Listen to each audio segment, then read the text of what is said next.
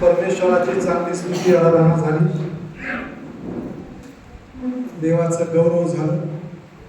ज्यावेळेस आम्ही स्तुती आराधनेमध्ये जातो त्यावेळेस देवाच्या वचनासाठी आम्ही आमच्या अंतःकरणाच्या जमिनी तयार करतो, यासाठी की जे देवाचं वचन येणार आहे ते आमच्या जीवनात पेरलं जात असताना त्याला पोषक वातावरण मिळून एक दिवस ते ठिकाण. आजच्या संदेशाची सुरुवात करत असताना सर्व मान आणि महिमा सर्व समर्थ देवाला आहे, की त्याच्या योजनेनुसार आज मी आणि माझं कुटुंब तुमच्या समवेत या ठिकाणी भक्तीला आहे.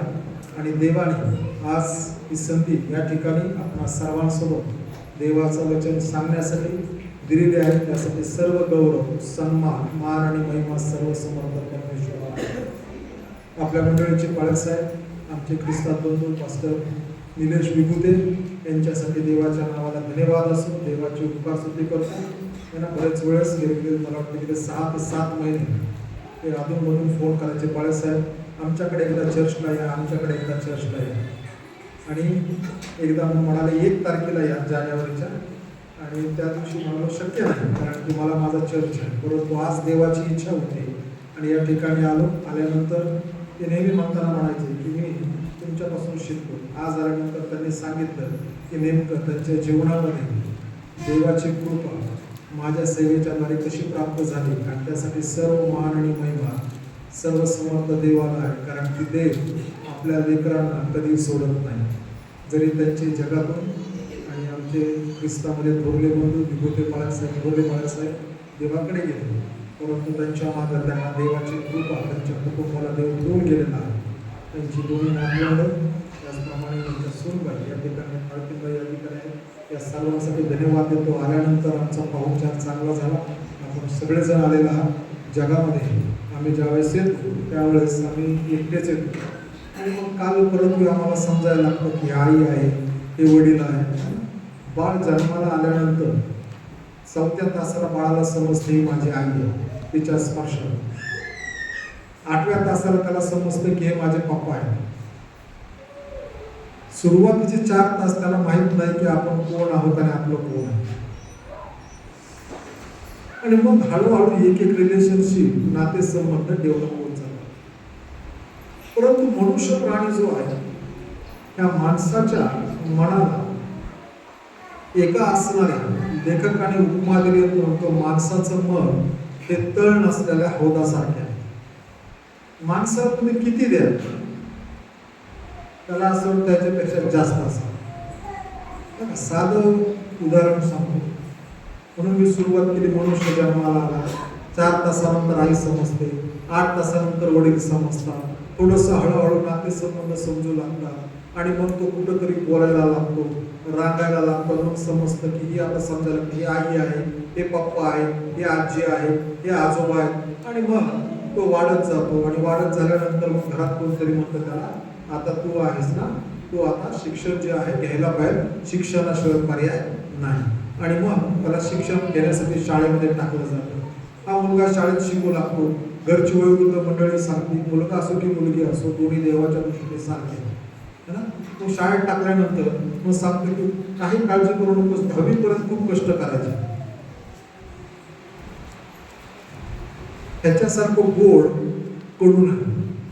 10वी नंतर पण माणसाला कष्ट करावेच लागतात. 10वीपर्यंत फार कष्ट करा. 10वी होती, मग त्याला कोणीतरी सांगतं नाही नाही आता 12वीचे 2 वर्ष तेवढे कष्ट कर, मग 12वी नंतर प्रोफेशनल ट्रेनिंग घे, त्यासाठी कष्ट कर.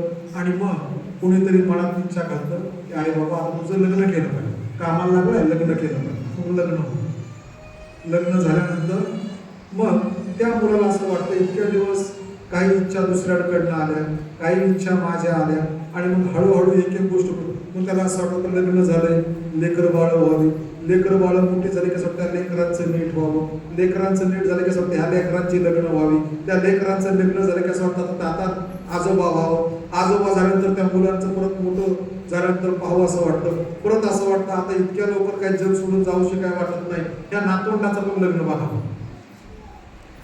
सांगायचं तात्पर्य आहे मनुष्य हा जो आहे त्याला आशीर्वाद आवडतो, वेगवेगळ्या पद्धतीचे आशीर्वाद आवडतात. जगामध्ये असा माणूस सापडणं क्वचितच आहे की ज्याला आशीर्वाद आवडत नाही. प्रत्येक माणसाला उन्नती, आशीर्वाद हे गरजेचे आहे. परंतु ज्या वेळेस आम्ही देवाच्या वचनाकडे पाहतो, देवाच्या वचनाकडे पाहिल्यानंतर आम्हाला आशीर्वाद कसे प्राप्त करायचे हे आम्हाला माहीत असायला हवं. जर आम्हाला हेच माहीत नाही आशीर्वाद कसे प्राप्त करायचे, तर आमच्याकडे आशीर्वाद कधी येणार नाही. परमेश्वराचं वचन अनुवादाच्या पुस्तकामध्ये म्हणतं, जर तू ह्या गोष्टी केल्या तर आशीर्वाद तुझ्याकडे धावत येतील. म्हणजे आम्ही काहीतरी केल्याशिवाय आशीर्वाद आमच्याकडं फक्त येणार नाही, कसे येतील? धावत येतील. धावत म्हणजे आम्ही विचार आणि कल्पना केल्यापेक्षा लवकर येतील.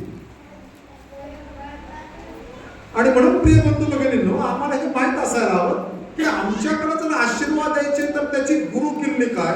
आणि आजच्या देवाच्या वचनामध्ये आम्ही पाहणार आहोत की आमच्या जीवनामध्ये जर आशीर्वाद हवे, आमच्या जीवनामध्ये सुबत्ता हवी, आमच्या जीवनामध्ये जर आम्हाला सगळ्या गोष्टी नीटनेटक्या असायला तर त्याची गुरु किल्ली आहे. ती गुरु किल्ली देण्याचा मी आज देवाच्या वचनातून प्रयत्न करणार आहे. किल्ली तर तुमच्याकडे सोपवणार आहे, ती किल्ली वापरायची की नाही हे तुमच्यावरती अवलंबून आहे. कारण की किल्ली तर दिली जाईल, पण किल्ली वापरल्याशिवाय आशीर्वाद येणार नाही. आमच्या प्रत्येकाच्या घरामध्ये सध्या आम्हाला घरामध्ये नळ आहे, टाकीमध्ये पाणी असतं. जोपर्यंत आम्ही नळ उघडणार नाही तोपर्यंत पाणी येणार नाही. देव आशीर्वाद देण्यासाठी बसलेला आहे, परंतु या नळाचा असणारा कॉक आम्ही उघडणं गरजेचं आहे. नळ उघडल्याशिवाय आमच्या बकेटमध्ये किंवा भांड्यामध्ये पाणी येणार नाही. त्याप्रमाणे आमच्या जीवनामध्ये जर आम्हाला आशीर्वाद हवे तर देव सांगतो तसं करणं गरजेचं आहे, आणि ते केल्याशिवाय आशीर्वाद येणार नाही. म्हणून आज जे दोन्ही शास्त्रपाठ असलेले आहेत, जुन्या करारामधून वाचलेला शास्त्रपाठ आहे मलाकीचं पुस्तक 3रा अध्याय आणि नव्या करारामधून करिंथीकरास 2रे पत्र त्याच्या 9व्या शास्त्रपाठ असते. हे दोन्ही शास्त्रपाठ एका गोष्टीविषयी बोलत आहेत, आणि ज्या विषयी ते बोलत आहेत ते आहे परमेश्वराला देणे, देवाला देणे. आम्ही प्रत्येक जण देवाला देत असतो, पण आम्ही कसं देतो आणि काय देतो यावरती सर्व गोष्टी अवलंबून आहेत. कधी कधी आम्ही चर्चमध्ये आल्यानंतर चर्चमध्ये अर्पणाची एक वेळ असते, दानार्पण काही ठिकाणी म्हटलं जातं, त्याच्यामध्ये आम्ही आल्यानंतर काहीतरी आम्ही देतो.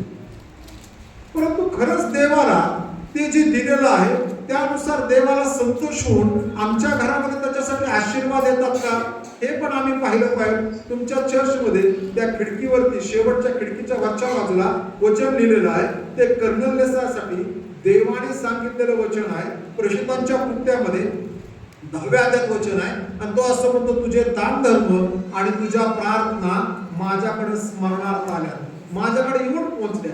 आम्ही अशा प्रकारे प्रार्थना केली पाहिजे की जी प्रार्थना देवाकडे गेली पाहिजे, आणि अशा प्रकारे दान धर्म केला पाहिजे की जो दान धर्म देवाच्या समक्षतेमध्ये जायला हवा, अन्यथा तो देवाकडे जाणार नाही. नाहीतर मराठीमध्ये म्हण आहे, तेलही गेलं तूपही गेलं हाती आलं झुपाटणं. म्हणजे आम्ही देवाच्या मंदिरामध्ये किंवा देवाच्या सेवेसाठी अर्पण म्हणून आमचे पैसे तर दिलेत, म्हणजे आमच्याकडून तेही नुकसान झालं आणि देवाकडून आशीर्वादही भेटला नाही, म्हणजे आमच्या हाताला बोटाला काही लागलं नाही.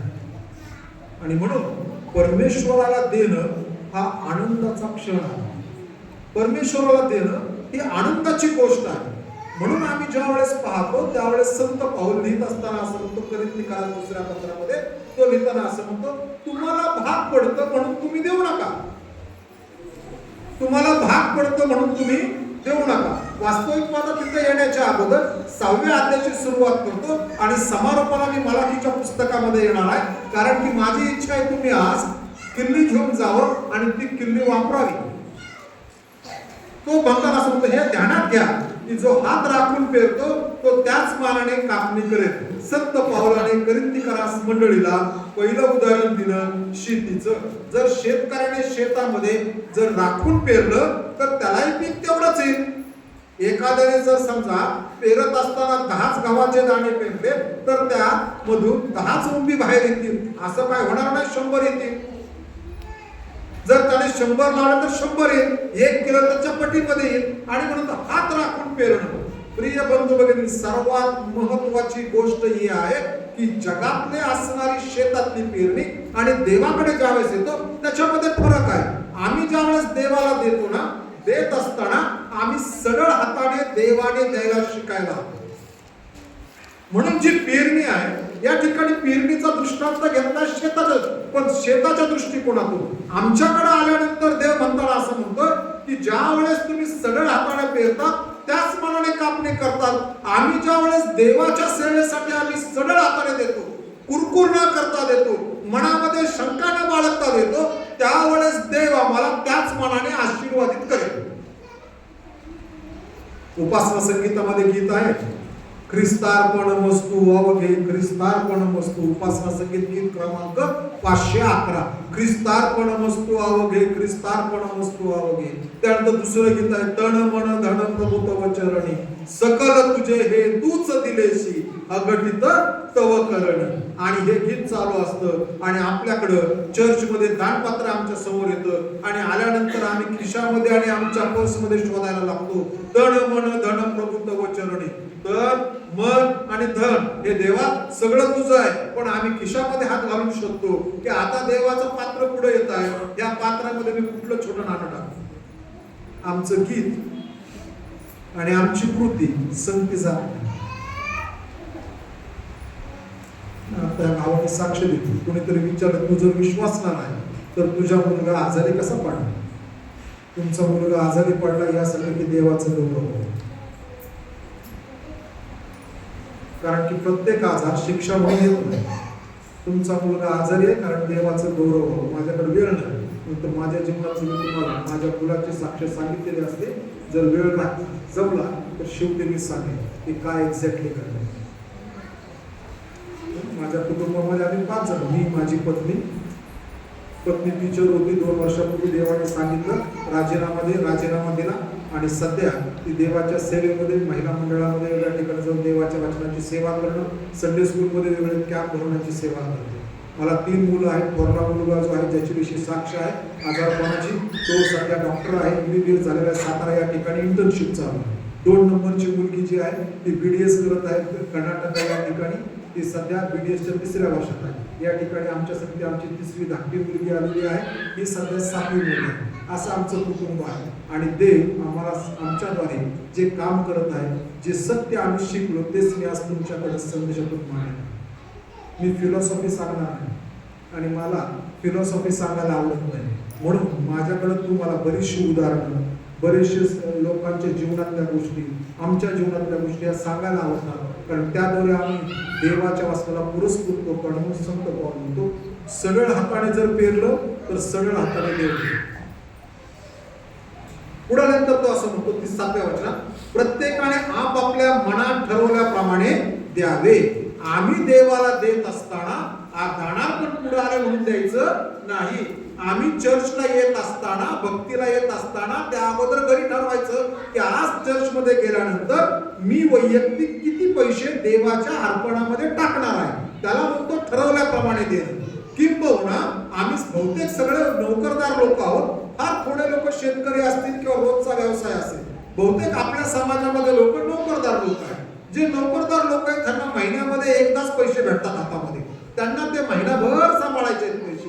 परंतु महिन्यामध्ये पगारानंतर आम्ही ठरवायला पाहिजे महिन्यामध्ये 4 रविवार, 5 रविवार, 3 रविवार, 6 रविवार आहेत आणि ह्या रविवारी माझं कुटुंब किती पैसे टाकणार. जर आम्ही आता सध्या 3 जण या ठिकाणी असतो, मग आम्ही दर रविवारी किती पैसे टाकायचे, इतके टाकायचे, गुणिले किती ते आम्ही काढून ठेवायला पाहिजे आणि त्यातून देवाचं अर्पण देवाला घेऊन त्याला म्हणतो आम्ही ठरवल्याप्रमाणे देणं. आमच्या पुढे देवाचं अर्पणाचं पात्र आलं म्हणून आम्ही आमच्याकडे त्यातून द्यायचं नाही. देवाला आपल्या मनामध्ये ठरवायचं काय द्यायचंय आणि मग बघा देव आशीर्वाद देतो की नाही. यदा कदाचित ते ठरवलेले पैसे तुमच्या कपड्यात कुठतरी तुम्ही ठेवले, त्यातून तुम्ही देता. एखाद्या रविवारी वेळ आली की घरामध्ये आता शिजवायला आणायला काही नाहीये, रविवारी जे आवडतं जेवण्यासाठी ते आणायला काही नाहीये, त्यातून पैसे न घेता पण दानपात्राचे पैसे ठेवले, ते मी दानपात्राला टाकेल. त्या दिवशी मी वरण भात, चपाती, भाजी खाल्ली तरी चालेल, कारण की देवाचे पैसे मी सुरुवातीला देऊन ठेवायला पाहिजे. ह्याला म्हणतो आम्ही ठरवल्याप्रमाणे. आम्ही आडमदडम लोक नाही, आम्ही अव्यवस्थित लोक नाही, कारण आमचा देव व्यवस्थेचा देव आहे. मग आमचा देव देखील आमच्याकडून देण्यासाठी तीच अपेक्षा बाळगतो की देव म्हणतो मला तुला हे शिकवायचं, तू व्यवस्थितपणे दे. माझं एक सुंदर वाक्य आवडीचं आहे मराठी वाङ्मयातलं, देणाऱ्याने देत राहावे, घेणाऱ्याने देत राहावे, एके दिवस घेणाऱ्याने देणाऱ्याचे हातच घ्या. बघा तिथं म्हटलंय देणाऱ्याने देत राहावे. देव आम्हाला इतक्या वर्ष सिस्टमॅटिकली देत आहे. मग घेणाऱ्याने घेत राहू, आम्ही सिस्टमॅटिकली घेतलं. आता देवाची इच्छा आहे आम्ही देवाला सिस्टमॅटिकली द्या. हात घ्यावे म्हणजे हात मोडून घ्यायचे नाही, ती वृत्ती घ्यायची देण्याची. आणि म्हणून तो या ठिकाणी म्हणतोय तुम्हाला देत असताना ठरवल्याप्रमाणे. चौथी गोष्ट देण्याविषयी सांगतो, दुःखी मनाने किंवा देणे भाग पडते म्हणून देऊ नये. काय लोकांना सांगतं काय देवाला द्यायचं. आणि जुन्या काळामध्ये देवाचं वचन ज्यावेळेस देवाच्या मंदिरी येतो त्यावेळेस रिकाम्या हाताने येऊ नकोस. एक सद्गृहस्थ मला भेटले, म्हणजे पाळक साहेब, बायबलमध्ये एका स्त्रीने 2 टोल्या दिले.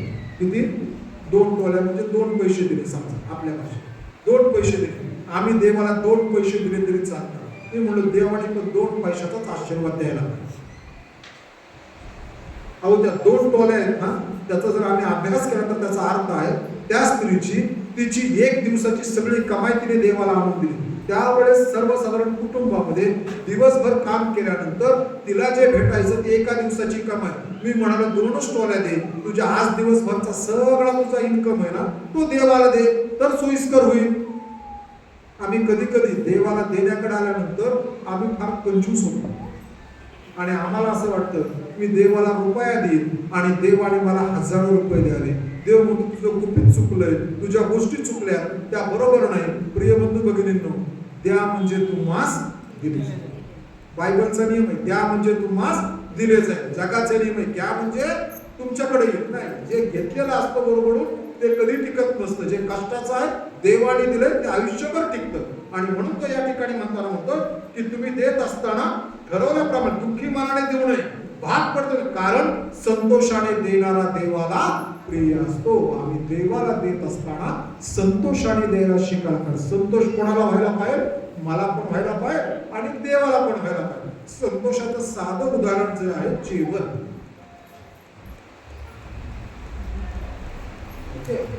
आज दुपारी सगळेजण आपण घरी गेल्यानंतर जेवणार आहोत. आपल्या घरी जेवणार आहोत, ठीक आहे ना. जेवत असताना जे जेवण केलेलं आहे त्याच्याने आम्हाला संतोष प्राप्त होतो ना. कधी?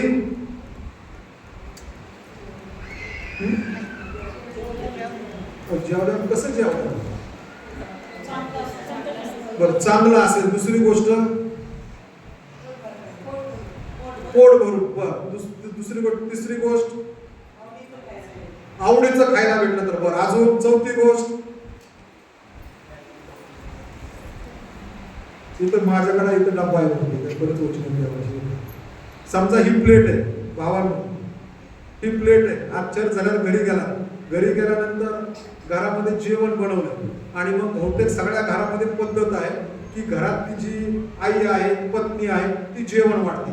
तिने आज ताटभर जेवण आणायचं. दुपारी जेवण घ्या,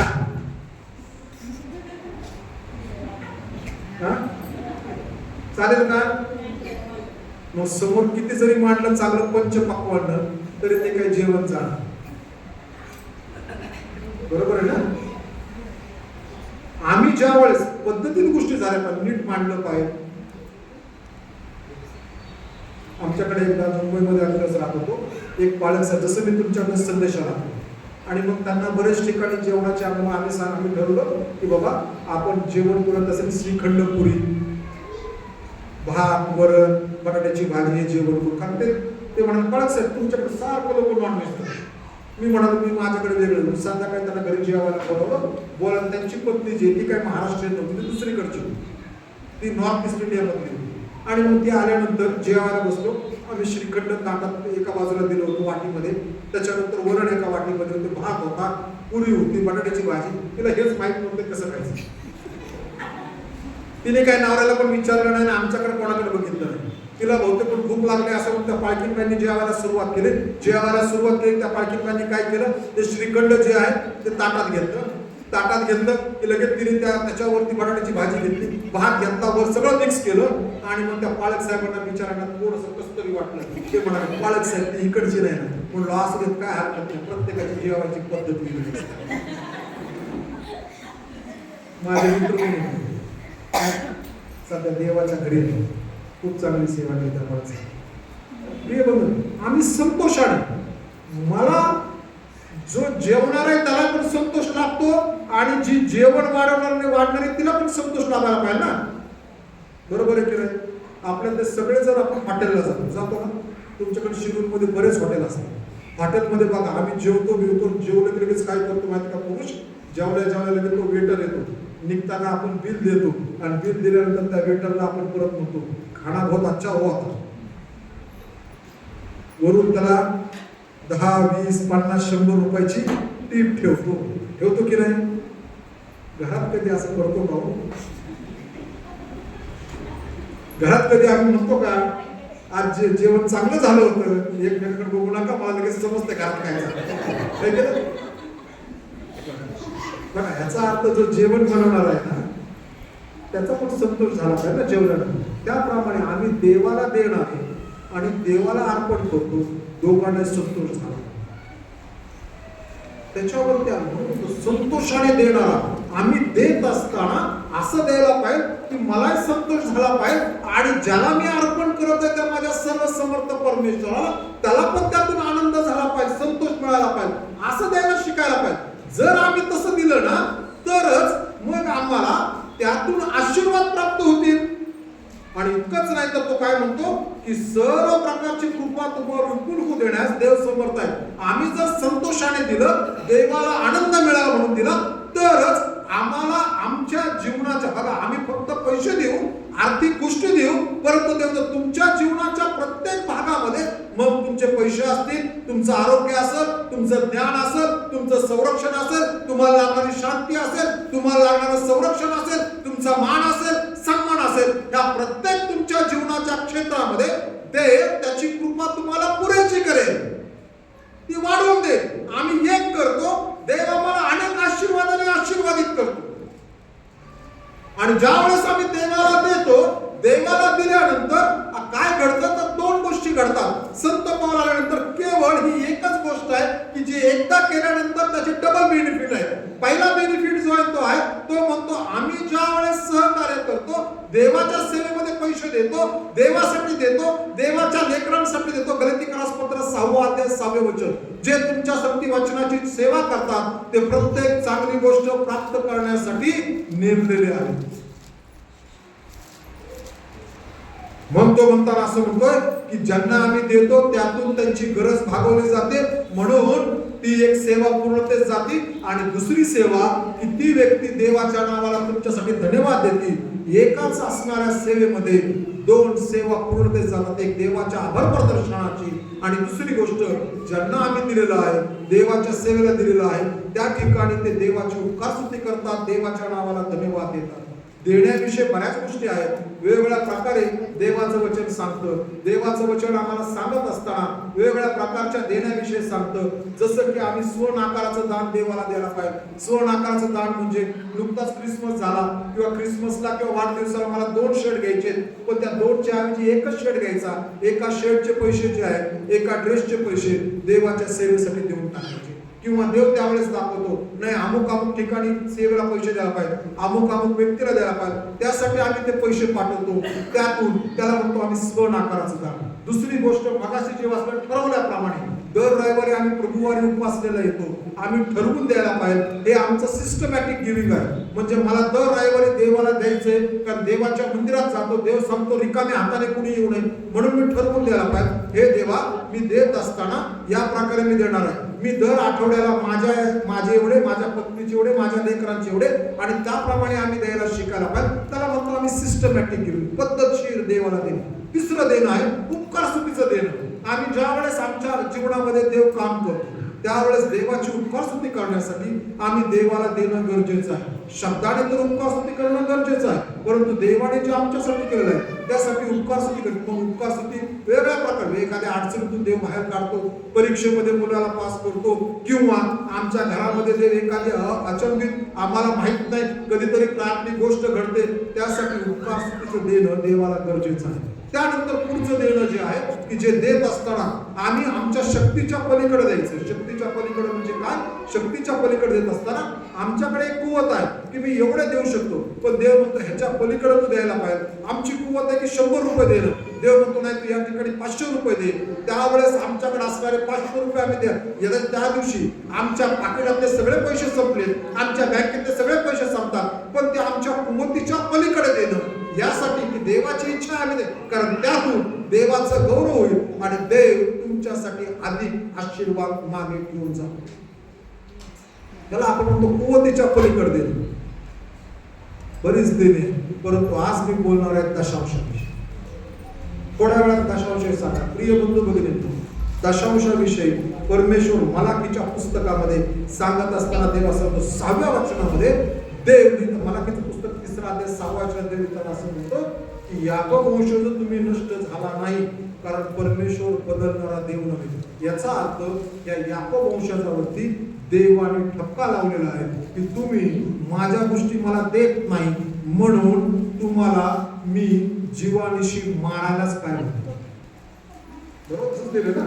तुम्ही नष्ट झाला नाही, तुम्ही संपून जायला पाहिलं होतं, तुम्हाला कोणी ओळखायला नको होतं, तुमची आर्थिक परिस्थिती, परंतु तुम्ही बदलणारा नाही. का म्हणतो? कारण की मी तुझा पूर्वज अब्राहम याला मी अभिवचन दिलं होतं आशीर्वाद, त्या वचनानुसार तुम्ही अजून नीट आहात. नष्ट झाला तरी देव म्हणतो त्या अब्राहमामुळे जरी मी तुम्हाला आशीर्वाद देत आहे, परंतु तरीही मी तुम्हाला दोष देत आहे. प्रकटीकरणाच्या पुस्तकामध्ये जर आम्ही वाचलं 2ऱ्या आणि 3ऱ्या अध्यायामध्ये 7 मंडळांचा वृत्तांत आहे. या 7 मंडळापैकी 2 मंडळात जर सोडलं तर 5 मंडळांना प्रभू येशू ख्रिस्त पुनरुत्थित योहानाच्या द्वारे संदेश पाठवत होतो. असं म्हणतो की त्यांना सांग, तू या ठिकाणी चुकलेला आहेस आणि याविषयी मला तुला दोष देणे क्रमप्राप्त आहे. तो म्हणतो मला तुला दोष दे. ज्या ठिकाणी आम्ही चुकतो त्या ठिकाणी दोष देव आम्हाला देणारच आहे. देवाचं वचन मुळात आम्हाला त्यासाठीच दिलंय. 2 तिमोथी 3:16 मध्ये देव लिहिताना असं म्हणतो, प्रत्येक ईश्वरप्रिय शास्त्राने सद्बोध, सुधारणूक, नीती शिक्षण आणि दोष दाखवणे यासाठी दिलेले, यासाठी की देवाचा प्रत्येक सेवक चांगल्या कामासाठी सज्ज व्हावा. हे जे देवाचं वचन आहे ना, देवाने आमच्या हातामध्ये देवाचा श्वासोश्वास दिलेला आहे आणि श्वासोश्वास आम्ही वाचून देवाच्या इच्छेप्रमाणे चालणारे लोक व्हायला हवं. कारण की देव आमच्यापासून ती अपेक्षा करत आहे आणि देव या ठिकाणी आल्यानंतर तो देव त्यांच्याशी बोलत असताना इस्रायल लोक किंबहुना आज देव आमच्याशी बोलत असतो. देव मलाकीच्या पुस्तकात त्यांना म्हणतो, तुमच्या पूर्वजांच्या दिवसापासून माझे विधी तुम्ही मोडले, ते पाळले नाही. मजकडे वळा म्हणजे मी तुम्हाकडे वळीन. देव म्हणतो जर तुम्ही माझ्याकडे वळाला तर मी तुम्हाकडे वळेन. प्रिय अनेक वेळेस म्हणतो देव आमच्या प्रार्थना ऐकत नाही, देव आमच्या गोष्टीकडे कानाडोळे करत आहे, देव आम्हाला आशीर्वादित करत नाही, देवाकडे आम्ही किती माहीत करत नाही, कारण की मध्ये काहीतरी एक अडसर येऊन बसला आहे आणि जो अडसर आहे तो अडसर बाजूला करणं गरजेचं आहे. आम्ही पुण्यामध्ये काही वर्षापूर्वी राहत होतो आणि ज्या सोसायटीत त्या सोसायटीत 2 विंग होती. आम्ही राहायचो तो एक बाजूला, म्हणजे एकच सोसायटी पण 2 भाग. त्या मधल्या जिना इथं इकडच्या बाजूला काय, इकडच्या घरात बाजूला काय, आणि आमच्या बाजूला पाणी चांगलं येत होतं, समोरच्या बाजूला पाणी येत नव्हतं आणि समोरच्या बाजूला पाणी येत नव्हतं. आणि म्हणून ते समोरचे माणसं आपल्याकडे बघा, आपल्याकडे पद्धत आहे, लाईट गेली की काय करायचं, शेजारच्याला विचारायचं. बरोबर की नाही? तसं समोरच्याकडे पाणी येत होतं, त्या 2 फ्लॅटने आमचं दार वाजवलं आणि मला विचारलं, सर पाणी येतंय का? म्हणलं हो येतंय. आमच्याकडे येत नाही. आणि मग असं कसं होईल? मग शेवटी एक प्लंबर बोलवला. तो पाईप रिपेअर करणारा माणूस आला आणि आल्यानंतर मग तो म्हणाला की आता बघूया. म्हणून त्याने काय केलं, माझ्या रूम मध्ये आला. मी 4th फ्लोअरला राहायचो आम्ही. म्हणजे तुमच्याकडे तर येतं, म्हणून टाकीतून 2 बाजूला 2 पाईप गेले, इकडे सगळीकडे त्या पलीकडे येत नाही. आणि तो म्हणला असं कसं झालं कोणास ठाऊक. म्हणून त्याने काय केलं, तो म्हणाला की थांबा जरा एखादा मुलगा आणतो पाण्याच्या टाकीत उतरवतो. आणि मग त्याला पाण्याच्या टाकीमध्ये, त्यांची ती पद्धतच आहे ना. मी म्हणलो सगळं पाणी खराब होईल. ते म्हणे नाही नाही, त्याशिवाय पाण्यानंतर आपण पाणी काढून परत भरू. पुरीचंच पाणी होतं, त्यामुळे तो उतरला खाली उतरला. तो म्हणाला बाहेर सगळं क्लिअर आहे, जिथून पाणी ते क्लिअर आहे, आता करायचं काय? आणि मग त्यांनी बघितलं की कुणालाच पाणी नाही. ना फर्स्ट सेकंड थर्ड फोर्थ कुठंच नाही. आणि तो म्हणाला सर आपण एक काम करू, सोसायटीचे सगळे लोक गोळा झाले, एक काम करूया की हे पाणी यासाठी आपल्याला एक एक सॉकेट उघडावं लागेल. आणि म्हणून त्याने त्याचा पाना लावला.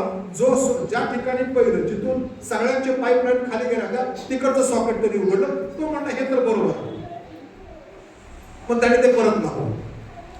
परत लावल्यानंतर त्याच्या पुढे एक बेड होता. तो म्हणला बेड मध्ये काहीतरी असेल, हे असतं असं तिथं. मग तिथं ठाकठूक केली, तिथून पण काय. आणि मग तो आला जिथून टाकीतून एक पाईप आला होता, पुढं पाईप मध्ये त्या ठिकाणी आहे ना एक ठिकाणी त्याने कॉक लावलेला होता.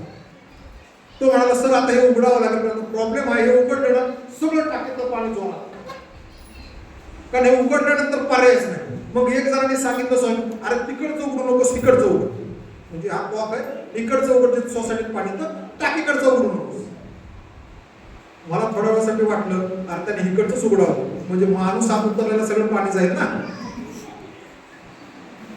पण त्याने इकडचं उघडलं तर तिथं पण क्लिअर. तो म्हणा इथं पण क्लिअर आहे. मग तो म्हणाला एक बकेट पाणी पाहिजे. एक बकेट पाणी घेतलं. पाणी घेतलं त्याला सांगितलं सगळ्यांनी वरच्या ग्राउंड फ्लोअरला फक्त कोणाच तरी घरात नळ चालू ठेवा, बाकीच्या सगळ्यांच्या मध्ये बकेट भर पाणी त्याच्यात टाकलं. खाली बरोबर जे नळ चालू त्या नळातून पाणी बकेट भर पाणी तिथं खाली गेलं. तो म्हणला याचा आता लाईन क्लिअर आहे, आता राहिला फक्त ह्या सॉकेटच्या पलीकडचं उघडायचं.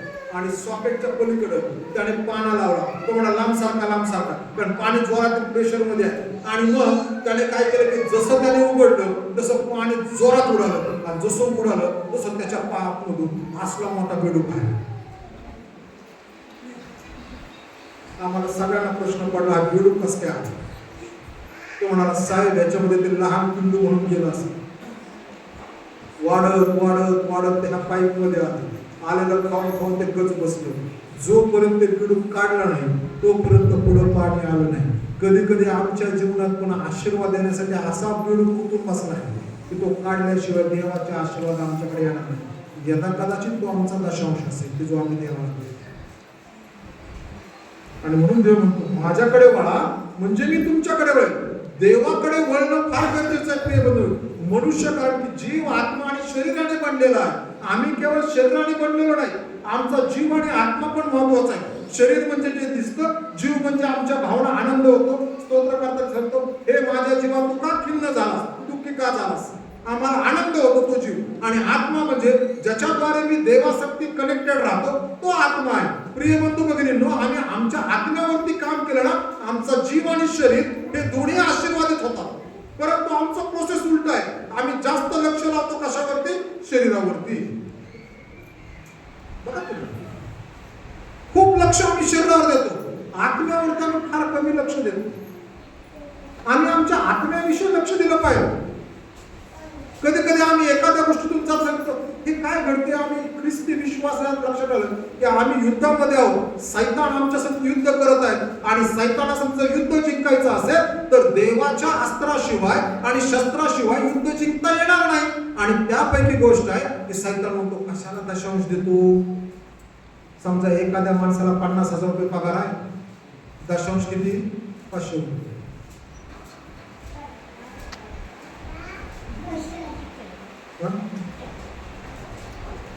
किती, 5,000. पण माणसं दशांश देतात कसे देतात माहिती का, सगळे आधी आपलं काढायचं, मग शेवटी 5,000 बॅलन्स राहिला, त्या 5,000 दशांश द्यावा लागला. तो कसं होईल, नाही म्हणालो. 50,000 दशांश 5,000, मग आम्ही ठरवतो 5,000 रुपये दशांश देवाला द्यायचं. समजा डिसेंबर मध्ये निर्णय घेतला, 1 जानेवारी पासून दोघं पती म्हणले आपल्याला देवाला दशांश द्यायचा. आणि मग ते ठरवतात. आणि मात्र जानेवारी महिन्यामध्ये डिसेंबरचा खूप खर्च झालाय, सगळा नाताळ सण साजरा केलाय है ना. नाताळ या शब्दाचा अर्थ काय, हे आपलं मराठी आहे की नाही, हे आपलं मराठी. आपण संधी पोट केली ज्याला ताळ नाही असा नाताळ. पण नाताळ शब्द जो आहे ना तो मुळात आलेला आहे लॅटिन भाषेतून. तिथं शब्द आहे नेटल.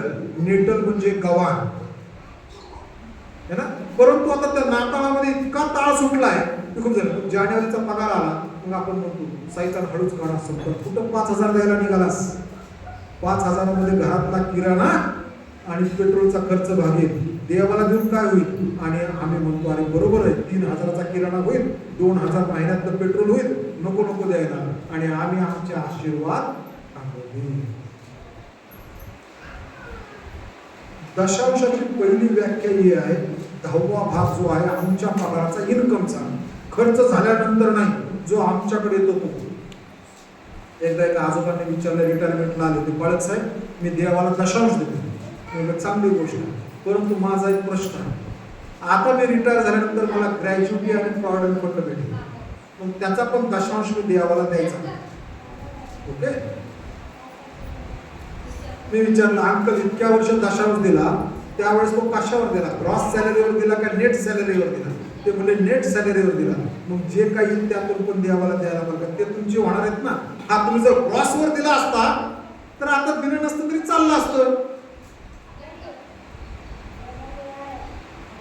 आणि ती घरातली आंटी म्हणली, पालक साहेब मी हेच सांगत होते. मी म्हणालो, अंकल तुम्हाला पुष्कळ पैसे भेटणार आहेत वाटतं, पैशाचा मोह धरू नका, त्याचा दशांश द्या, नाहीतर तेव्हापासून थोडे थोडे दिले असते ना, आता द्यावं लागलं नसतं. दशांश आहे, आमच्याकडे जे पैसे आहेत त्याचा 10वा भाग द्या. जर आम्ही ठरवलं नेटवरती देणार, रिटायर झाल्यानंतर द्यायचं उरले. रेल्वेचे लोक आहेत ना, तुमच्या रेल्वे कामाला दमलं खूप रेल्वे, माझे पप्पा स्वतः रेल्वेत काम, तर रेल्वेच्या लोकांना फार अभिमान, आम्ही रिटायर झाल्यानंतर रेल्वे आम्हाला फुकट रेल्वेचा दवाखाना देते. पण ती रेल्वे काय करते माहिती आहे का? शेवटचा पगार स्वतःकडे राखून ठेवते. ते म्हणते लिहून द्या, हा पगार तुमच्याकडे घ्या. मग सगळा पगार दिला, आयुष्यभर जितके वर्ष जगेल त्या माणसासाठी, त्याच्या पत्नीसाठी म्हणजे जोडीदारासाठी आयुष्यभर रेल्वे. जर समजा मुलगी असेल लग्न झालेली, तिच्यासाठी. आई जोपर्यंत जिवंत असेल त्या आई किंवा आईसाठी त्यांची सोय आहे, पण शेवटचा पगार घेते.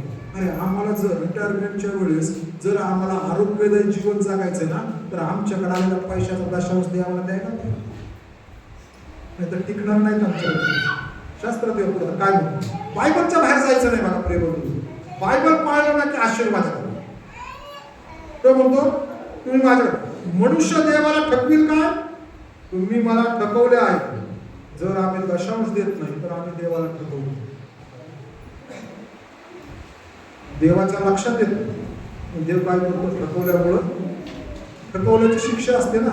एखाद्या माणसाने तुम्हाला ठकवलं, काय करतात? समजा एखाद्या माणसाने तुम्हाला 5 लाखासाठी ठकवलं, तुम्ही काय करता? लगेच कायदेशीर काम. माझ्याकडे एक मुलगा आहे, तो मुलगा सातारा जिल्ह्यात, सध्या तो मला मुंबईत राहतो, आणि तो बारामतीमध्ये आला. त्यांनी त्याचा एक बिझनेस सुरू केला, आणि त्या बिझनेसमध्ये त्याला जवळजवळ 22 लाख रुपयाला त्याच्याच नात्यातल्या लोकांनी फसवलं. कारण हा ख्रिस्ती झाला, बाकीचे ख्रिस्ती झाले नाही. आणि मग त्याला काय यांनी सांगितलं, अरे त्याने तुला फसवलं, एक काम कर, पोलीस कंप्लेंट कर, तुझ्याकडे सगळे पेपर आहे. तो म्हणाला थांब, त्याच्या आईला फोन केला. आई म्हणाली, बाळा एक काम कर, पहिलं पालक साहेबांना जाऊन विचार. तो माझ्याकडे म्हणा, मास्टर 22 लाखाला फसवलं गेलो, ते सगळे पेपर आहेत, काय करू? म्हणलं देवाकडे विषय सोडून दे, देव तुला तुझे 22 लाख रुपये कसे मिळवून दे. केस करायला जाऊ नकोस. आणि त्या मुलाने ते ठरवलं, बारामतीला व्यवसाय बंद केला आणि तो निघून गेला. अवघ्या 3 महिन्यात देवाने त्याला 22 लाखापेक्षा जास्त पैसे दिले. बाळक साहेब, देवाने माझे सगळ्या गोष्टी भरून दिल्या. मी कोर्ट केस राहिला असताना त्यात अजून पैसे लागले. देवाला ठकवलं, आम्हाला ठकवलं की आम्ही लगेच नियमाचं बोलतो. देव म्हणतो तुम्ही मला ठकवलं म्हणून मी तुम्हाला आशीर्वाद द्यायचे बंद केले. काय होतं? तो म्हणतो कशाविषयी? दशमांश अर्पण या संबंधाने. प्रिय बंधू आणि भगिनींनो, आम्ही देवाला दशमांश आणि अर्पण देणं बांधलेलं, ते देवाचा आहे. दशमांश देवाचा, तो आमचा नाहीच. ते देवाला दिलं, त्याच्यावरती आमचा अधिकार नाही. आणि म्हणून देव काय म्हणतो, तुम्ही शापग्रस्त, कारण तुम्ही अवघ्या राष्ट्रावर बसवले. सेनाधीश 10वं वचन, सेनाधीश परमेश्वर म्हणतो. या ठिकाणी शब्द वापरलाय ना, तो फार सुंदर. सेनाधीश परमेश्वर, फक्त परमेश्वर म्हटलं नाही, सेनाधीश, जो सेनाचा अधिपती आहे तो परमेश्वर. म्हणजे देव सेनाधीश जो आहे तो क्षणामध्ये मनुष्याला संपुष्टात आणू शकतो. तो म्हणतो केवळ मी तुमच्यावर कृपा करून आहे, कारण मी अब्राहमाला अभिवचन दिलं, मी बदलणार नव्हे, म्हणून तुम्ही अजून जिवंत आहात. परंतु तुम्हाला जे आशीर्वाद आहे ते आशीर्वाद मी देऊ शकणार नाही, कारण की मी सेनाधीश परमेश्वर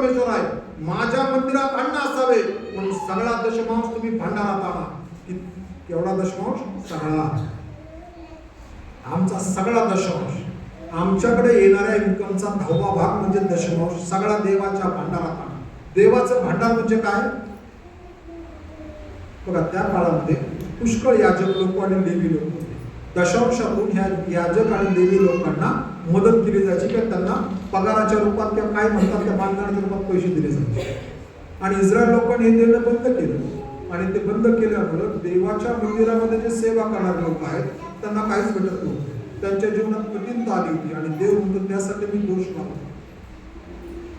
म्हणून तो म्हणतो मंदिरात उलट नियमशास्त्रात तो म्हणतो या दशमांश याचकाचा. आता सगळा दशमांश माझ्या भांडारात आणा. आता आम्ही फक्त एक काम करायचंय, आमच्या इन्कमचा 10वा भाग दशमांश देवाला दिला. मग आमच्यासाठी आशीर्वाद काय तो? पहिला आशीर्वाद, मी आकाश कपाटे उघडून जागा पुरणार नाही एवढा आशीर्वाद तुम्हा करतो वर्षावतो की नाही याविषयी माझी प्रचिती पहा. देव पहिली गोष्ट म्हणतो, तू दशमांश द्यायला सुरुवात कर, मी आकाश कपाटे उघडून आशीर्वाद वर्षवितो की नाही. वर्षवितो म्हणजे काय? पाऊस पडतो ना, पाऊस. वर्षा हा शब्द पावसाचा शब्द आहे ना, समानार्थी शब्द आहे वर्षा, बरोबर आहे ना. तो म्हणतो ज्याप्रमाणे पाऊस पडतो ना त्या प्रकारे मी तुम्हाला आशीर्वादित करीन. पाऊस किती पडतो? थोडासा, खूप पडतो. आम्ही देवाला दशांश दिल्यानंतर देव आम्हाला पावसासारखा आशीर्वाद देतो. मागच्या 15 दिवसापूर्वी पुण्यात होतो आणि एका व्यक्तीशी बोलून त्यांच्या चर्चमध्ये वेगवेगळ्या काही लोक आहेत की ज्यांचा बिझनेस आहे, काही लोक आहेत नोकरदार आहेत आणि काही लोक आहेत की ज्यांचं रोजचं पोट आहे, म्हणजे रोज भाजी विकायची करायची. आणि त्यांनी सांगताना सांगितलं की अरे जसं त्यांना समजा दशांशात देणं, त्यावेळेस त्यांनी काही जे भाजी विकणारे रोजचे पैसे रविवारला कुठे ठेवून ते रोजचे रोज ते चर्चकडं ते ऑनलाईन किंवा आठवड्याला त्यावेळेस जातात, त्यावेळेस जातात ते मागं ठेवत होते देवाचं. दौडमध्ये एक मुलगा आहे, त्याच्यावर खूप कर्ज होतं वेगळ्या. आणि असं संदेशातून त्याने ऐकलं देवाला दशांश दिला. दोघं नाराबाईकडे ठरलं की दशांश द्यायचं आणि त्याने दशांश द्यायला सुरुवात केली. आणि त्या मुलाला मी विचारलं, कसं काय चाललंय तुझं का? बाळासाहेब, जेव्हापासून दशांश द्यायला सुरुवात केली माझं सगळं कर्ज गेलं आणि माझ्याबरोबर आता कर्ज नाही, कारण की देवाने मला सहाय्य केलं. देवाने त्याला तो एक काम करतो ते करण्याशिवाय देवाने त्याला दुसरं शहाण दिलं. एक छोटंसं दुकान थाटलं की ज्या दुकानात काहीतरी येतं, एक झेरॉक्सचं मशीन आणून ठेवलं. देव ज्ञान देत आणि तो म्हणा यातून येणाऱ्या सगळ्या गोष्टीतून मी माझं कुटुंब आता कर्जाशिवाय आहोत. आणि नाहीतर पूर्वी तो म्हणाला मला देवाकडे पैसे मागायचे. माझ्याकडे एक सद्गुरू असतो, इतर विश्वासातून बाप्तिस्मातून ख्रिस्ती झाले, टेलर होते, कपडे शिवणारे. पावसाळा सुरू झाला की त्यांच्याकडे व्यवसाय नसतो ना. आणि एकदा आले म्हणजे कॉलेज साहेब असं असेल, मी त्यांना म्हणतो ब्रदर एक काम करा, काम हे आहे की तुम्ही देवाला देवाचा दशमांश देता का? ते म्हणले नाही म्हणायचं, म्हणून ते द्या. आणि त्या दिवशी प्रार्थना करून त्यांना पाठवलं. घरी गेल्यावर एक शर्ट आणि पॅन्ट त्यांच्याकडे शिवायला आलेले पैसे दशांश काढून त्यांनी बाजूला केला. आणि तेव्हापासून जोपर्यंत सध्या पुण्यात राहतात, जोपर्यंत बारामतीमध्ये होते तोपर्यंत त्यांच्या घरी मी प्रार्थनेला गेलो ना की त्यांचं असं एक कापड होतं जुनं भिंतीतून देवळीतून. आणि त्याला असं कापडलं, ते गेले की ते पहिलं वाटतं कॉलेज साहेब मला. आणि पहिल्या वेळेस मी बघितलं काय मला वाटतं त्यांनी नवीन व्यवसाय सुरू केला ना, म्हणजे कपडे नवीन शिवायचे. कॉलेज साहेब त्या दिवशी प्रार्थना करून आल्यापासून देवाला देवाचं देणं सुरू केलं दशमांश. आणि तेव्हापासून मला एक गोष्ट होती, माझं एक कपाट कधीच रिकामी होत नाही. पूर्वी नाही तर मला पावसाळ्याच्या काळात माझ्या नातेवाईकांकडून पैसे घ्यावे लागायचे आणि सीझन आला की परत करायचो. आता मला कोणाकडे पैसे मागायची गरज पडत नाही, कारण मी देवाचा दशमांश देवाला द्यायला सुरू. देव म्हणतो आकाश कपाटे उघडून, तो देवाचं काम आहे. आम्ही देवासाठी दशमांश द्यायचा, देव आकाश कपाट. आमच्या कल्पना शक्तीच्या पलीकडं, आमच्या कल्पना शक्तीच्या पलीकडे देव आशीर्वाद देतो. आणि फक्त पैसे देऊन नाही, देव आम्हाला सर्व देतो. पैसे येतात आणि पैशाला पण काय आज एकडे उद्या दुसऱ्याकडे, पैशापेक्षा इतर आशीर्वाद पण देऊ देतो.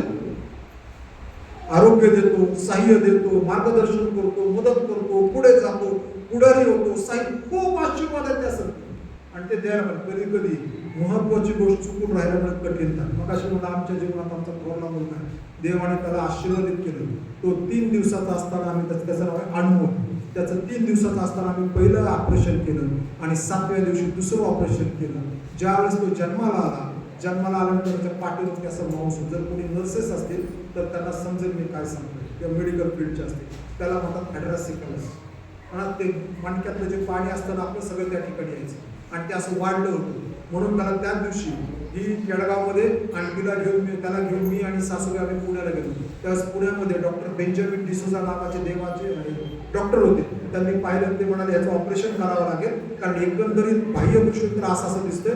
दवाखान्यात ऍडमिट केलं इंडेक्सला आणि त्यांनी सांगितलं ऑपरेशन करण्याशिवाय पर्याय नाही. आणि म्हणून आम्ही 3ऱ्या दिवशी पहिलं पाठीवर जिथून पाणी घेऊन ते बंद केलं आणि 7व्या दिवशी त्याच्या जीवनाच्या त्याला ट्यूब टाकले, असे ट्यूब टाकून त्याला ठेवलं. डॉक्टरने आम्हाला सांगितलं पाठीवरचं ऑपरेशन करत असताना हा मुलगा परत आयुष्यभर चालेल की चालणार नाही याची काही खात्री नाही. आणि त्यावेळेस तुम्ही ऑपरेशन करा, आम्ही प्रार्थना करतो.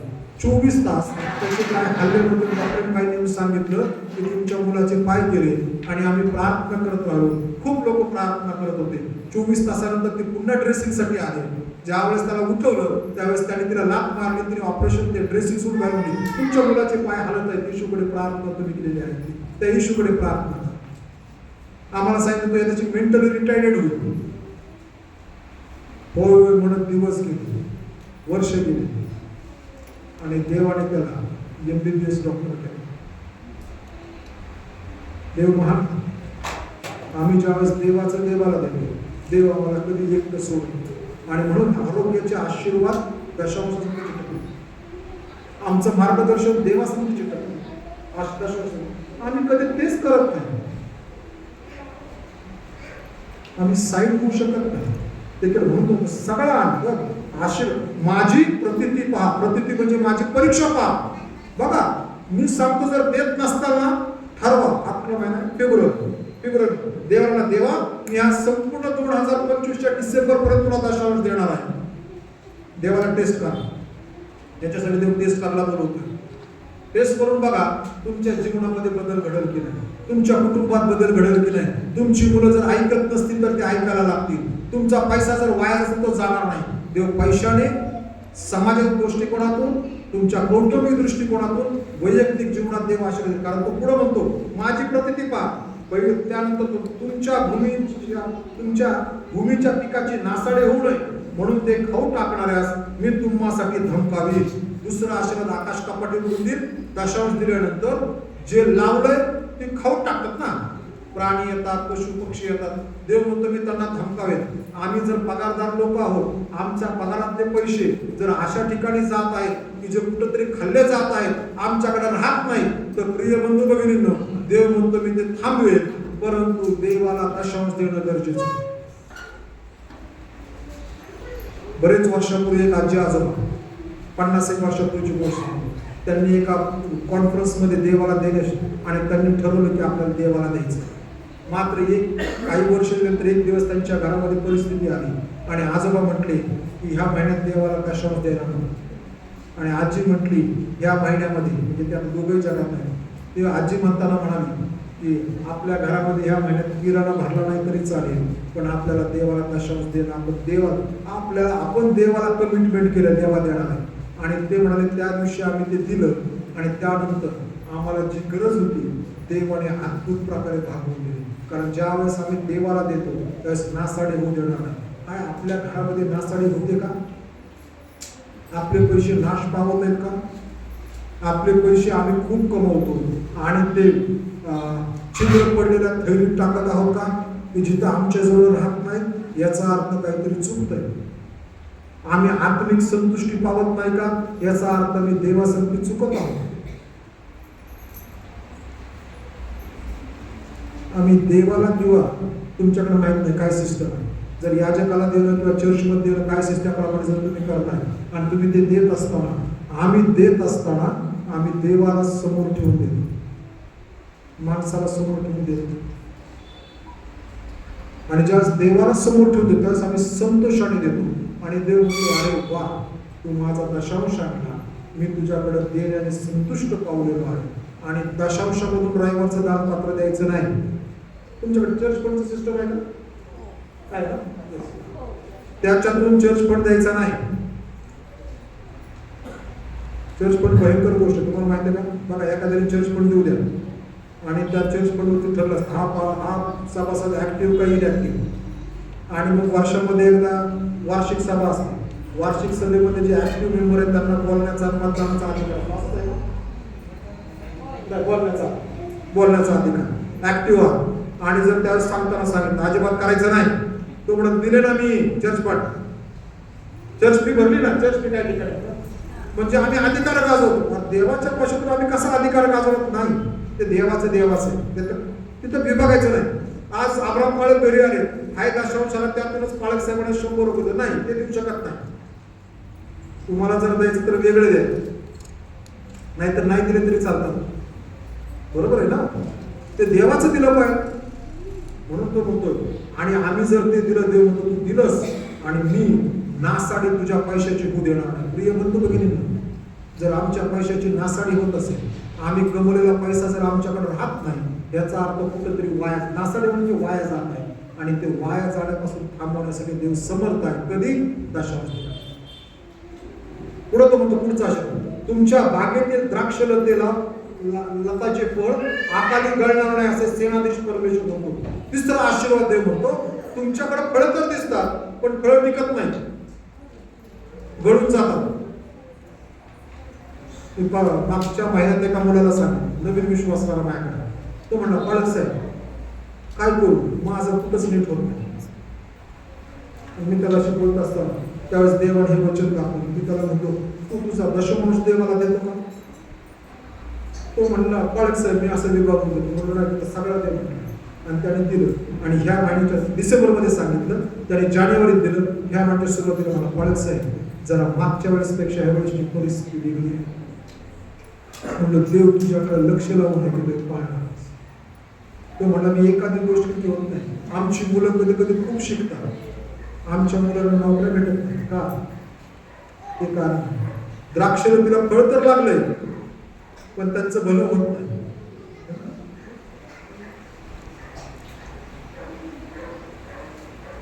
पवित्र शास्त्रात द्राक्षलता कोणाला म्हटलं? स्तोत्र संहिता 128, जो पुरुष परमेश्वराचे भय करतो त्याची पत्नी सफळ द्राक्षवेली सांगते.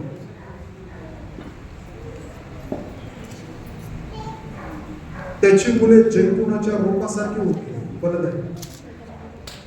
शास्त्र सांगते 127 मध्ये स्तोत्र करता सांगतो, तरुणपणाचे मुलगे वीराच्या हातातील बाणाप्रमाणे आहे, परंतु आमचा बाण तिरकत चाललाय. बाण तर लावलाय, समजा मी ठरवलं माझ्या मुलाला MBBS डॉक्टर करायचा, लावलाय का? पण बाण सोडल्यानंतर तो डॉक्टर होतच नाही, तो बंदच करतो. कठीण आहे. कारण का? माझा प्रश्न इथं आहे, मी देवाला दिलं नाही. म्हणून आमच्या बागेतील फळं तर येतंय, ती फळं आमच्या उपयोगात आली पाहिजे. आणि जर आली पाहिजे तर त्यासाठी बागेत द्राक्षवेल एकदा लावला जातो आणि वर्ष ते फळ देतं. आम्ही देवाला एकदा दशमांश देतो महिन्यात, आणि देव आम्हाला महिनाभर 330 दिवस देव आम्हाला सांभाळतो. एकदा देणं 30 दिवस सांभाळतो. किती चांगली गोष्ट. काही वर्षापूर्वी दिल्लीमध्ये ज्यावेळेस एक हे झालं, ते निर्भया कांड झालं, त्यावेळेस मी पुण्यामध्ये एका सेमिनारमध्ये शिकवत असताना त्यावेळेस एक मुलगी आली. आणि ती मुलगी आल्यानंतर ती माझ्याकडे तक्रार करत होती. माझी आई सारखी माझ्यावर लक्ष ठेवते, सारखा फोन करते. मी तिला विचारलं का बरं, तर ती म्हणाली पाळक साहेब मी दिल्लीत राहते. आई तासाला फोन करते, तू जेवली का, तू कुठं आहेस, कसं काम चाललं, अमुक मैत्रीण आली का, तमुक आली का, तुम्ही असं, म्हणजे सगळे प्रश्न. आणि ती मुलगी म्हणली पाळक साहेब मला फार वाईट वाटतं. आणि मी तिला विचारलं का असं करते, माहित नाही म्हणले का करते. मी म्हणलं तुझ्या आईला फोन लावता येईल का? माझं पहिलं सेशन चालू होतं, चहाला बसलो होतो. तिने तिच्या आईला फोन लावला. मुंबईतून दिल्लीला ते बदली झाली, त्यामुळे आई आणि मुलगी दोघी. आणि फोन लावून त्या आंटी सांगते, मी बोललो सिस्टर सांगते, तुला सिस्टर काय झालं का सर? म्हणजे पाळक साहेब खूप भीती वाटते, कारण इकडे जे निर्भया कांड झाले, माझी मुलगी घरातून निघते, मला भीती वाटते, हिच्या संगती पण काहीतरी अघटित होऊ नये. म्हणले आम्ही देवाचं सगळं करतो, देवाचं देवाला देतो. म्हणजे एक गोष्ट चुकताय, सकाळी तुमच्या मुलीला देवाच्या हातात समर्पित करा. तुमच्या मुलीसमोर तुम्ही कुठेही सगळीकडे जाऊ शकत नाही. तुम्ही जर 11ला फोन केला आणि 12ला फोन करता, त्या 1 तासामध्ये काही घडू शकतो. परंतु तुम्ही देवाकडे सकाळीच तिला समर्पित करा आणि बघा देव तिचा सांभाळ आणि संरक्षण करेल. आणि त्या आणखी म्हणजे थँक्यू व्हेरी मच पाळक साहेब. त्या बाईने दुसऱ्या दिवसापासून प्रार्थना करायला, देवा सकाळी माझी मुलगी मी तुझ्याकडे सोपवते, तिचं संरक्षण तू कर. फोन बंद झाले, दोघी मायलेकीचं नातं चांगलं झालं. त्याच्यानंतर 6 महिने पुन्हा त्याच प्रोग्रामला शिकवायला मी गेलो आणि एक बाई समोर उभं राहिला, मला ओळखता का? मी म्हणलं ताई तुमचा आवाज ओळखीचा आहे पण तुमचं चेहरा नाव काय आठवत नाही. ते म्हणाले पाळक साहेब कधीच भेटलो नाही, फोनवर बोललो. म्हणलं मग त्याच्यामुळे आठवत नसेल. म्हणले तुम्ही एका स्त्रीला सांगितलं होतं सकाळी आपल्याबरोबर देवाकडे समर्पित करा, देव संरक्षण करतो. म्हणलं तुम्ही दिल्लीवाले का? हो म्हणले आता आम्ही मुंबईत आलो. आणि तेव्हापासून ते आणि पाळक साहेब मी सकाळी एकदा प्रार्थना केली की मी निश्चिंत होते आणि मला आता झोप पण नीट लागते. नाहीतर मुलीच्या काळजी मला झोप लागत नव्हती. ज्यावेळेस आम्ही देवाचं देवाला देतो त्यावेळेस देव आमच्या लेकरांचं देखील गौरव संरक्षण करतो. आमची 2 मुलं 2 टोकात रोज सकाळी उठलं मी प्रार्थना होते देवा ह्या दोघांचं सांभाळ आणि संरक्षण. मला माहित नाही तुमच्यापैकी किती जणांची लेकरं बाहेर शिकत आहेत. तू जास्त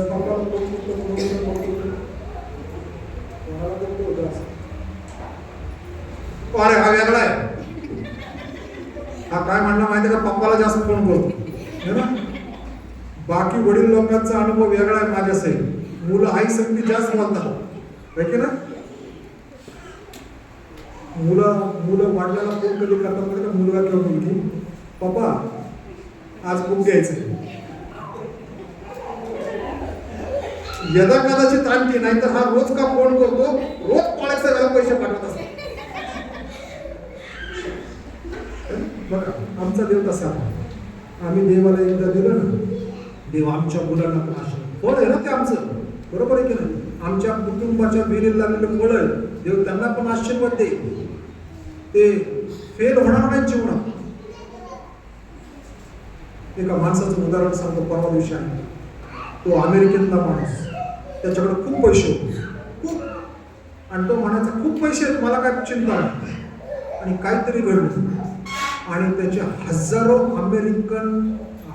मिलियन अमेरिकन डॉलर बँकेने सीज केले. ज्या माणसाकडं भारी कार त्याच्या दारात आहे, मर्सिडीज कार सारख्या कार दारात आहे, सीज केलं. त्याला जीवन कसं होतं. आणि मग तो एका चर्चकडे गेला आणि त्या बाळासाहेबांनी सांगितलं देवावर विश्वास ठेव, देवाकडे प्रार्थना कर, देवाचं ठेवलंय ना ते देव घेण्याच्या तयारीत आहे. काय करू? इथून पुढे पाप करू नकोस, इथून पुढे दशांश दे. साधारणतः 25 वर्षापूर्वी एक तरुण जोडपं माझ्याकडे, त्यांच्या लग्नाला पण आमच्या लग्नाला 5 वर्ष झाली. ते म्हणजे पाळक साहेब आम्ही आज रविवारी चर्चमध्ये संदेश ऐकला तुमचा आमचा प्रश्न, आम्ही याच्या अगोदर कधीच देवाला दशांश दिला नाही.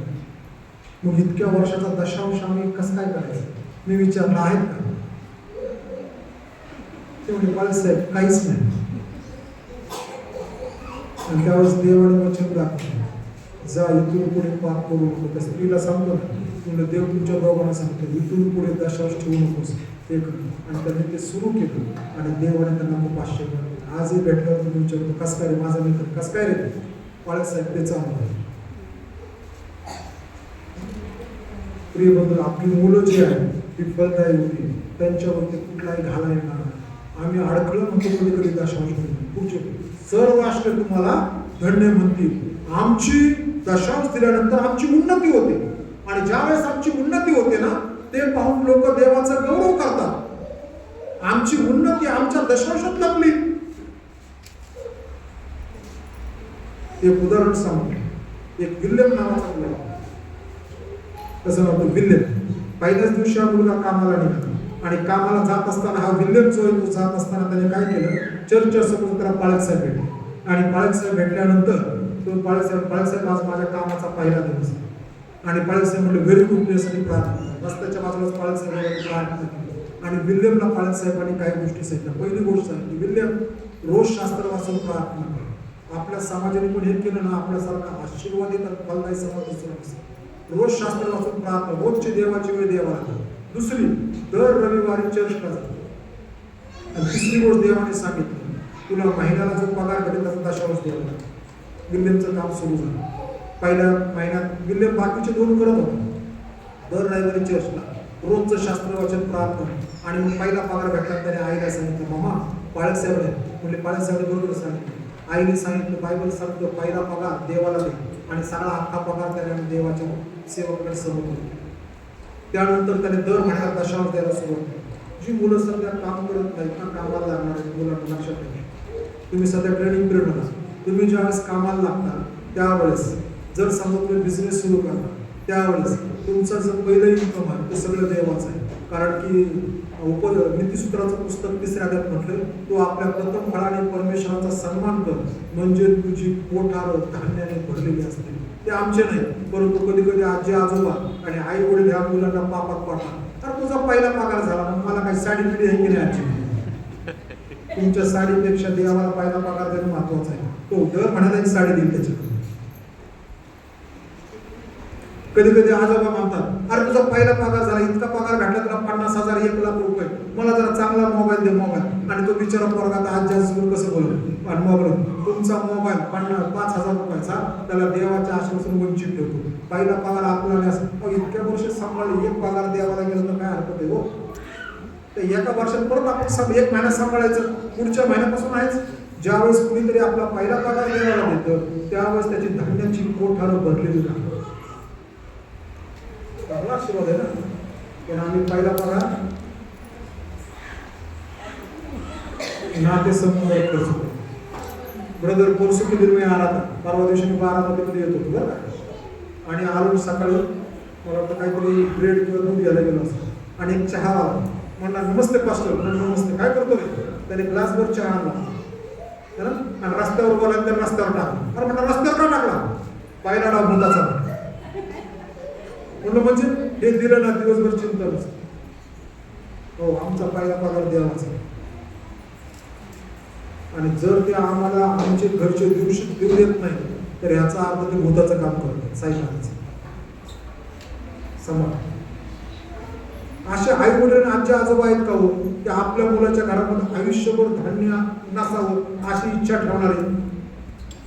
देऊ द्या देवाला. मुलांना जे शिकत आहे नोकरीला लागणार, लक्षात ठेवा. तो म्हणतो सर, त्यानंतर हा जो विल्यम आहे, ह्या विल्यमने 2ऱ्या महिन्यापासून आपला पहिला पगार द्यायला दशांश द्यायला सुरुवात केली. होय म्हणता म्हणता विल्यमचं काम सुरू झालं. काही काळ तर कंपनीने सांगितलं आता ब्रेक बसणार आहे, सगळं पुढे जाणार आहे. पण विल्यमचं काम कंटिन्यू राहिलं, बाकीच्यांना ब्रेक भेटला. विल्यमला काढ घरी, मम्मा सगळ्यांना काढलं, मी एकटाच राहिलो. आणि आई म्हणली तू दशांश देतो ना. काही काळ सुरू झाला. काही काळ गेल्यानंतर देवाने ह्या विल्यमच्या मनामध्ये घातलं, अरे तू तुझा बिझनेस सुरू कर. आता म्हणा काय बिझनेस सुरू करू? आणि मग हा विल्यम विचार करत काय बिझनेस सुरू करू? आणि मग तो म्हणाला असं काहीतरी शोधायला पाहिजे की जे मनुष्य जातीसाठी आयुष्यभर उपयोगात येईल आणि पिढ्यानपिढ्या उपयोगात आला. म्हणजे हा बिझनेस काय बंद व्हायला. आणि विल्यमने खूप प्रार्थना केली, खूप विचार केला आणि त्याच्या डोक्यामध्ये व्यवसाय आला. आणि व्यवसाय आला, तो व्यवसाय होता दात घासायची पावडर बनवणे. जोपर्यंत माणूस तोपर्यंत रोज दात घासायचे, पिढ्यानपिढ्या लोक दात घासणार. पूर्वीच्या काही लोक ते काळ दंत तसलं करायचे. आणि हा विल्यम ठरवलं देवा ज्ञान दे. देवाने ज्ञान दिलं आणि देवाने त्याला एक पावडर बनवली. विल्यम त्याच्या घरात वापरू लागला. विल्यम म्हणजे आता माझ्या घरात वापरतो. मित्रांना दिली वापरायला, वापरा थोडी. मित्र म्हणजे चांगली आहे. तो मित्र त्याच्याकडे येऊ लागले, अरे त्याच्यापेक्षा चांगली, जरा दात बरे वाटतात. आणि मग शेजारच्या पाजाऱ्यांना वाटली. सुरुवातीला फुकटात द्यावं लागतं सगळ्यांना बिझनेस, प्रमोशन करायचं बरंच. आणि ते लोक मग 2-2 महिन्यांनी घेतल्यानंतर 3ऱ्या नंतर आता ते विल्यम म्हणलं आता विकत आहे. विल्यमचा बिझनेस सुरू झाला. होय म्हणता हा बिझनेस गावातून तालुक्यातून जिल्ह्यातून राष्ट्रात आणि खूप राष्ट्रात पसरला. तुम्ही लोक पण त्या विल्यमची सगळ्या पेस्ट वापरतात. त्याचं आडनाव आहे कोलगेट. कोलगेट आहे ना, त्याचं आडनाव आहे विल्यमचं. जगात कुठेही जा तुम्हाला कोलगेट भेटतच. आणि हा विल्यम टप्प्याटप्प्याने दशांशापासून 20%, 20%पासून 30%, टप्प्याटप्प्याने वाढत 90-99 पर्यंत. तो मला जे 1-1.5% भेटले ना तेही मला पुष्कळ. देवाने इतका आशीर्वाद दिला. लोक पाहतात, लोक देवाचं गौरव करतात. सगळे लोक तुम्हाला धन्यवाद. तुमची भूमी मनोरम होईल. तुम्ही ज्या ठिकाणी राहता तिथं तुम्हाला राहायला वाटेल. काही लोक घरं खूप मोठी घेतात पण तिथं काय त्यांना राहायला आवडत नाही. ती काल मला सांगत होती 12 लोक म्हणतात आता 4 बेडरूम 5 बेडरूम मोठे फ्लॅट हवेत. 1 बेडरूम 2 बेडरूम नको. प्रिय बंधू आणि भगिनींनो, आम्हाला देवाने जे दिलं तिथं आम्हाला मनोरम वाटेल राहिला असं आमचं घर देव करतो. देवाचा आशीर्वाद आहे, ती देवाची कृपा आहे. आणि म्हणून जर मी चावी तुम्हाला दिलेली आहे दशांशाची, ह्याच्या अगोदर जर देवाला दिलं नसेल तर आज चर्चमधून जायच्या अगोदर देवाला म्हणा, देवा मी माझा दशांश द्यायला सुरू करणार आहे. जर दशांश देत असताना असा विभाग सगळीकडे तर नाही तो एकत्र करा. मग एखादा पालक घरी आला माझ्यासारखा, मी व्हिजिटिंग आहे तुमच्याकडे आला, त्याला नाही दिलं तरी चालेल. सध्या पालक खूप भयंकर झाले, दिल्याशिवाय प्रार्थना पण करत कठीण आहे. पण आम्हा पालक लोकांनी देवाने सांगितलं ज्या घरात जाशील त्या घरात पण तुला शांती असो. आम्ही घरात गेले की शांती द्यायला पाहिजे लोकांना. देवाने आम्हाला द्यायला पाठवलं शांती, आता उलट चाललंय, कठीण आहे. शास्त्र म्हणतो तू दे, मी तुम्हाला चावी देऊन चालू दे. जे शिकत आहेत नोकरी करण्यात पहिलीची 2 चाव्या आहेत त्याच्यामध्ये. एक, पहिला पगार देवाला आणि दशांश द्या. तुम्ही देवाला देऊन बघा, देव तुम्हाला आशीर्वाद देतो की नाही. माझा नंबर पालक साहेबांकडे आहे. पुढच्या जानेवारीत मला फोन करून सांगायचा रेग्युलर दशांश दिल्यानंतर देवाने तुम्हाला काय आशीर्वाद दिला. मला नाही सांगितलं तरी चालेल, देवाला सांगितलं तरी चालेल. पालक साहेबांना साक्ष देऊ शकता. आणि पालक साहेब कधी कधी फोन उचलत नाही, कुठेतरी शिकवत असतो म्हणून पण कॉल करतो. प्रिय बंधूंनी चावी घेऊन जा, आशीर्वादित व्हा. हे केल्याशिवाय आशीर्वाद तुमच्याकडे धावत येऊ शकत नाही. आणि देत असताना देवाच्या पद्धतीत द्या. बायबल सांगते ते कोणाचं आहे, या जगाचं आहे की नाही. आणि ते दिल्यानंतर परत त्याच्यावर अधिकार नाही गाजवायचा. बघ, एक पाळक साहेब बिचारे माझ्याकडे रडत होते पुण्यामध्ये. म्हटले मला अमुक अमुक माणूस पाळक साहेब पैसे देतो दशांश, आणि तो मग तुम्ही म्हणत तसं करा नाही. ते पाळकाला देत नाही, आम्ही कोणाला देतो देवा. मी मागच्या रविवारी माझ्या चर्चमध्ये म्हणतो कधी कधी आम्ही देवाच्या सेवकाला शिकवायला घेतो पाळकाला. माझं साधं गोळाच आहे, ज्याप्रमाणे मी शब्द घेऊन निघालो माहिती शब्द पाळकाचे बॅग आहे त्याला शब्द म्हणतात. शब्द मी घेऊन निघालो, माणसाने शब्द घेऊन निघायचे आणि मग त्यातले चटके, त्यातला मान, त्यातले काटे सहन करायचे आणि मग आम्ही शिकू शकतो. परंतु उलट मंडळी पालकासाठी पूर आणि आरोप झाला. पूर आणि आरोप ज्याप्रमाणे मोशेच्या हाताला टेकत देत होते ना, ते द्यायला होते. मोशे थकला ना, हात खाली यायचे ना असे, मग ते पलीकडचे लोक विजय व्हायचे. आम्हाला असं वाटतं आमच्या मंडळीचा पालक कुठल्या गोष्टीत थकत आहे ना, की त्याला लगेच आपण त्याच्या हाताला ते देऊन टेकन दिलं पाहिजे. त्याचे पूर आणि आरोप झालं. एक पुस्तक आहे, इंग्लिशमध्ये जर वाचत असाल तर ऑनलाईन वाचा. पुस्तकाचं आहे पास्टर्स आर पीपल, ब्युटिफुल पुस्तक. जर विकत घेतलं तर 7,000 ते 9,000 रुपये पुस्तक आहे, हार्ड बाउंड. प्रिय बंधू आणि भगिनी, देवाचा दशांश देव. पास्टर्स आर पीपल टू, लेखकाचं नाव आहे डॉड. त्याचंच वाचायचं, दुसरं बरेच आहेत असे. पास्टर्स आर पीपल टू नावाने बरेच पुस्तक आहे. लेखकाचं नाव आहे डॉड, DOOD डॉड. खूप सुंदर पुस्तक आहे. प्रिय बंधू भगिनींनो, तुम्हाला समृद्ध होण्याची किल्ली दिली आहे. बायबल आहे, ती घरी घेऊन चालली, ती वापरायची का हिला बांधून वर ठेवायची हे तुमच्याकडे. तुम्हाला समृद्धी हवी का नको हे तुमच्यावर. समृद्धी ह्याच्याशिवाय तुमच्या घरात येणार नाही. तुमच्या घरात अन्नधान्य ह्याच्याशिवाय टिकणार नाही. तुमच्या घरातला पैसा नाश ह्याच्याशिवाय पावणार नाही. कारण की जर तुम्ही हे केलं तर पैसे नाश नाही पावणार, ते टिकतील. हे तुम्ही द्यायला पाहिजे. प्रिय बंधू भगिनींनो, देव तुम्हाला आशीर्वाद घेऊन बसलाय. तो म्हणतो तू द्यायला सुरुवात कर. बघ मी आकाशाने कपाट उघडायला सुरुवात करतो. आम्ही अनेक वेळेस आम्ही फार स्वसंतुष्ट लोक आहे. आम्हाला 1 बेडरूम हॉल किचन भेटलं, आम्ही म्हणतो कळत साहेब माझं 1 बेडरूम हॉल किचन आहे. आपल्या लोकांसारखे एवढे संतुष्ट लोक मी जगात कुठं बघितले. माझ्याकडे सगळ्या ठिकाणचे मित्र माझे वेगळ्याचे, काही लोक करतच राहतात. पण आपण 1 बेडरूम साहेब 1 बेडरूम आले, फार आनंद आहे. हो, नीतिसूत्राच्या पुस्तकात लिहिलेलं आहे देव तुम्हाला खोल्या भरून आशीर्वाद देईल. खोल्या अनेक वचने आहे ना. आम्ही कधी कधी देवाकडे मागतच नाही. देवा मी हे देतोय, तुला दशांश देतोय, पण तू म्हणतो ना खोल्याकडून आशीर्वाद दे, म्हणजे खोली वाढायला पाहिजे ना, पण आपल्या स्वतःच्या किमतीची काय कमायची. प्रिय बंधू भगिनी, देव म्हणतो अहो कष्टी महाराज तुम्ही सर्वच कडे म्हणजे मी तुम्हाला दिसत. इतके वर्ष आम्ही कदाचित वाया घालवले असतात देवाला न देण्यात. आमच्या घरामध्ये सुबत्ता नव्हती, आमच्या घरामध्ये क्लेश होते, आमच्या घरामध्ये दुःख होते, आमच्या घरामध्ये कठीणता होती, आणि त्या सगळ्यांचं कारण आहे देवाचा दशमांश आम्ही आमच्यासाठी तो द्यायला सुरू करा. 1 वर्ष देऊन बघा, आणि जर समजा कोणाचं काय बाळासाहेब द्यायचं आहे, माझं उदाहरण इतक्या वर्ष दिलं नाही, तुमच्या बँक बॅलन्स मध्ये दिसतो का बघा, नाहीये कुठं तुमच्याकडे, नाहीये कुठं. मग तो आमच्याकडे टिकत पण नाही, त्यापेक्षा देवाला देऊन बघा, देवीकडे जास्त आशीर्वाद. 100 रुपये पगार आहे ना, 10 रुपये द्यायचे. 1000 रुपये ना 100 रुपये द्यायचे. 10,000 ना 1000 रुपये द्यायचे. 1 लाख ना 10,000 द्यायचे. 10 लाख ना 1 लाख द्यायचे. देवाचं देवाला द्या, बघा देव आशीर्वाद देतो. शेवटचं उदाहरण सांगेल. माझा मित्र त्याचा व्यवसाय खूप पळत होता, आणि मला एकदा भेटला, मला पाळक साहेब असं मी विचारलं देवाला दशांश देतो का? पाळक साहेब असं देतो. कसं देतो सांगू नकोस, देवाला दशांश देतो कसं?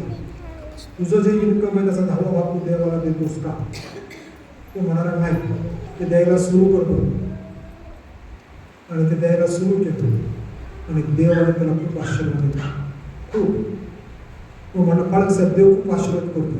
मग दुसरी गोष्ट सांगितली, आता दशांश देतो, अजून एक 10% त्यात वाढवायला पाहिजे देवाच्या इतरत्र सेवेसाठी, देवाच्या लोकांसाठी, जे आपल्या विश्वास लागल्यामध्ये सर्व लोक त्यांच्यासाठी काम करतो. त्यांनी ते सुरू करतो. बाळासाहेब देव खूप आशीर्वाद देतो. प्रिय बंधू भगिनी, देव आज आम्हाला चॅलेंज देऊन म्हणतो की तुम्ही माझी परीक्षा पहा, माझी प्रतिती पहा, बघा मी तुम्हाला आशीर्वाद देतो की नाही. आणि आशीर्वादाची गुरु किल्ली आहे की दशमांश तो द्या, आणि तो देत असताना भाग पाडतो म्हणून कटकट करत रडत स्वसंतोषाने आनंदाने द्या. मुलांना जर मम्मी डॅडी पॉकेट मनी देत असतील ना 500 रुपये, 50 रुपये द्यावाचे, 50 रुपये द्यावाचे. माझ्या जीवनाचं शेवटचं उदाहरण सांगतो. मी बायबल कॉलेजला होतो, आणि बायबल कॉलेजला 60 रुपये भेटायचे आठ दिवसभर महिन्याचा, आणि 60 रुपयामध्ये पाणी, वह्या, पेन सगळं. घरामध्ये जिथून गेलो, पप्पा एकटे काम करणारे, आम्ही पाठीमागे 7 जणांचं कुटुंब. घरी परत पैसे मागायला सोय नव्हती. मग हे 60 रुपये आहेत ना, हे 60 रुपये घेऊन जायचे. मग त्याच्यामध्ये परत मुलांचं असायचं, अरे चला आज संध्याकाळी जाऊन कॉफी पिऊ. परत अजून इथं हातामध्ये 60 रुपये येत नाही की एक जण उभं राहायचा, आज संध्याकाळी पार्टी करू. काय पार्टी करायची, तर आपलं एकच जेवण. मी म्हणतो काय करायचं, तुला नाही आवडत म्हणून काय, तू दे पैसे, तू दिलेच पाहिजे. आणि मग मी ठरवलं देवा का 60 रुपये 6 रुपये तुझे.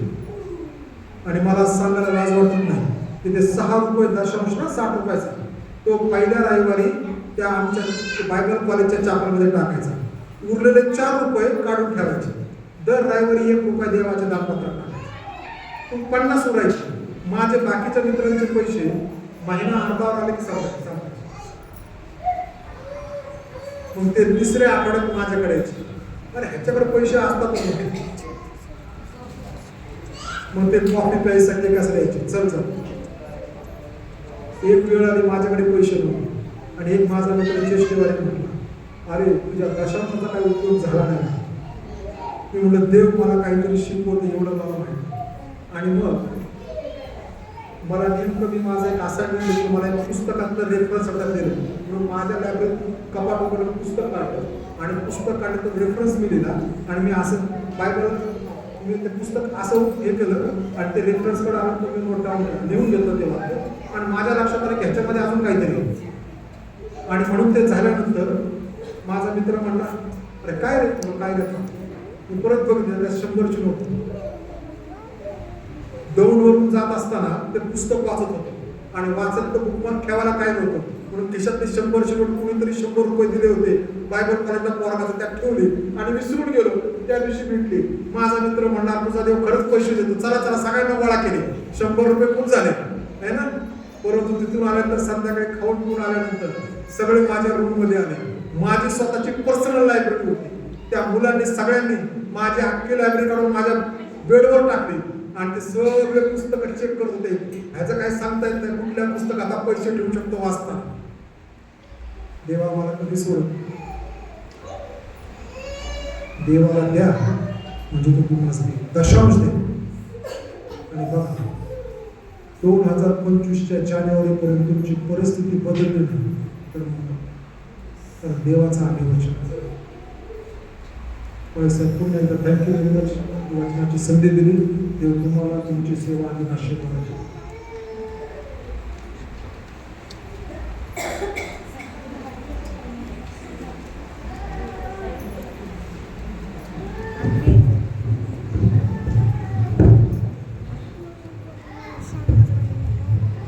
यावेळेस आपण सर्वजण उभं राहूया. यावेळेस आपण आपलं दान परमेश्वराच्या भांडारात टाकणार आहोत. परमेश्वराचं वचन सांगतं की संतोषाने देणारा परमेश्वराला आवडतो. यावेळेस आपण आपलं दान परमेश्वराच्या भांडारात टाकणार आहोत. एक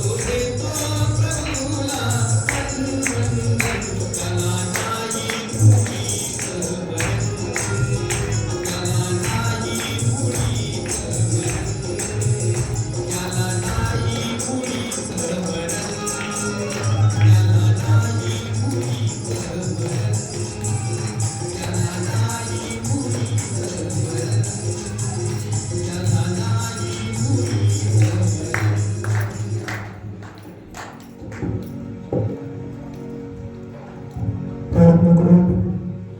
हे प्रभुदेवा, आम्ही तुझ्या नावाने धन्यवाद देतो, स्तुती करतो. गौरव आणि सन्मान तुला देतो, कारण की आजच्या उपासनेमध्ये तू आलीस, तुझी कृपा दिलीस, आमच्याद्वारे तुझी स्तुती स्तवनं करून घेतलीस. प्रभुदेवा, तुझ्या वचनाच्या द्वारे आमच्या असणाऱ्या जीवनासाठी फलदायी ठरावेत म्हणून तू परमेश्वर गुरु किल्ली आम्हाला दिलीस. त्यासाठी आम्ही धन्यवाद देतो. वचनातून आमच्याशी बोललीस, त्यासाठी मान आणि महिमा तुला देतो. आणि उपासनेच्या समारोपाला आलेला असताना जे अर्पण आज परमेश्वर तुझ्या नावाचं गौरव व्हावं, तुझ्या भक्तगणांची गरज भागवली जावी, या मंडळीचा विकास व्हावं, जे अर्पण आहे ते आम्ही तुझ्याकडे समर्पित करतो. हे तू आशीर्वादित तू कर, याद्वारे तुझ्या नावाचं गौरव तू करून घे. आज उपस्थित प्रत्येकाकडे प्रसन्न होऊन आशीर्वाद देणारा ते पाहतो. त्यांच्या घरात तुझी कृपा, तुझा अनुग्रह सदैव असले. आमचे बंधू पास्टर निलेश यांची असणारी सेवा तू बदलाय तू कर. उत्तरोत्तर वाढणारी ठराशी कृपा तू दे. त्यावर तुझी कृपा आणि मेहर नजर असू दे आणि त्यांच्याद्वारे तुझ्या नावाचा गौरव करून घे. त्यांच्या संपूर्ण कुटुंबाला तू आशीर्वादित तू कर. त्याचप्रमाणे परमेश्वर हे चर्चचे प्रत्येक सभासद तुझ्याकडे देतो.